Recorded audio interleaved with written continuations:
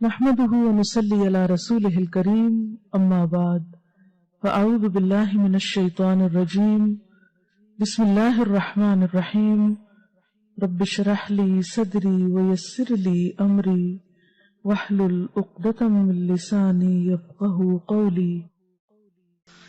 اور حضرت صوبان سے مروی ہے رسول اللہ صلی اللہ علیہ وسلم نے فرمایا قدر اور قضا کو کوئی چیز رد نہیں کر سکتی سوائے دعا کے، یعنی تقدیر، دعا سے تقدیر کا علاج بھی ہو جاتا ہے۔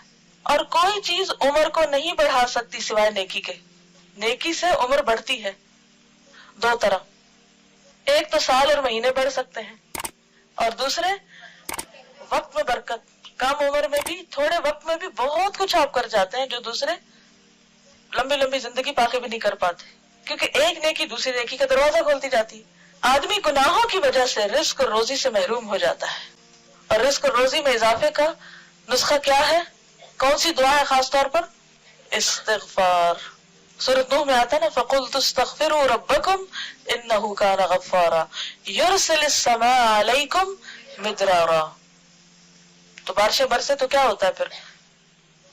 خوب رزق میں اضافہ ہوتا ہے، زیادہ چیزیں اگتی ہیں، زیادہ رسیلی ہوتی ہیں، زیادہ فائدہ مند ہوتی ہیں۔ تو یہ کس کی برکت سے ہوتا ہے؟ استغفار۔ کس نے کہا یہ؟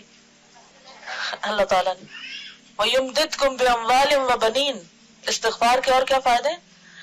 مال اور بیٹے۔ وَيَجْعَلْ لَكُمْ أَنْهَارًا۔ نہریں اور دریا بہنے لگتے ہیں، آسمان کی بارش آتی ہے اور اس کے بعد زمین پر پانی کی فراوانی ہو جاتی، اور اگر بارش نہ بھی آئے تو زمین پر بھی پانی ہوتا ہے، یعنی رزق میں کمی نہیں آتی پھر۔ تو یجعل لکم انہارا، تمہارے لیے نہریں بن جائیں گی، لیکن ضروری ہے کہ کیا کرتے رہیں ہم؟ استغفار، استغفار نہیں، استغفار۔ اب استغفر اللہ نہیں پڑھنا، استغفر اللہ پڑھتے ہیں، نام اس کا استغفار ہے۔ آدمی گناہوں کی وجہ سے رزق اور روزی سے محروم ہو جاتا ہے، نعمتوں سے محرومی ہو جاتی ہے۔ گناہ روزی کو تباہ کر دیتا ہے، گناہ روزی کو تباہ کر دیتا ہے۔ لیکن ہم میں سے کتنے ہیں جو اعتراف کریں کہ ہم گناہ گار ہیں؟ لوگوں کے سامنے دہراتے رہتے ہیں، اللہ کے سامنے کم ہی اعتراف کرتے ہیں۔ تو سچے دل سے استغفار کیجئے۔ جزاکم اللہ خیرا۔ سبحانک اللہم و بحمدک، نشہد ان لا الہ الا انت، نستغفرک و نتوب الیک۔